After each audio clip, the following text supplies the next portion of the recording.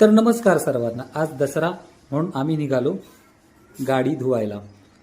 सगळ्या सोबत चिल्ल्या पिल्लांना घेतलं आणि सोबतच आपलं एक गणेश नगरजवळ हे तलाव आहे त्याचं दर्शन घेतलं आणि त्याच तलावामध्ये सुंदर असं एक बदक उभं होतं।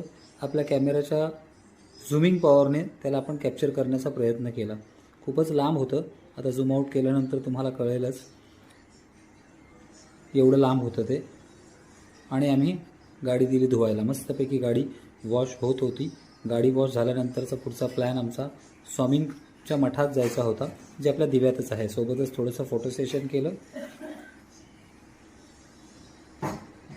आमची पिल्ली तशीच गेलेली। हे स्वामींचं इथे मठ आहे। ह्या इथेच एक बंगालची देवीसुद्धा स्थापन केलेली आहे। दिवा ईस्टला स्टेशनच्या लगतच स्वामींचं मठ आहे। आम्ही गेलो आणि तेवढ्यात मठ जस्ट बंदच होत होतं। आतमध्ये फोटोग्राफी मनाई होती म्हणून आम्ही लगेच दर्शन करून तसंच निघालो। तुम्हाला मी थोडंसंच बाहेरून जे आहे ते स्वामींच्या मठाचं दाखवतो। हा एंट्रन्स आहे स्वामींच्या मठाचा।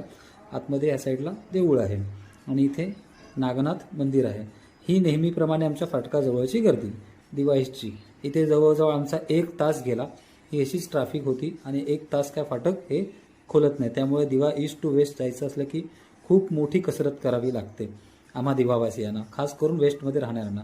घरी आलो, फटाफट गाडी लावली आणि गाडी लावून लगेचच गाडीच्या पूजेची तयारी केली। सोबतच बिल्डिंगची सकाळच आम्ही पूजा केली होती। तिथे मस्त नारळ वगैरे श्रीफळ वगैरे वाढवलं होतं।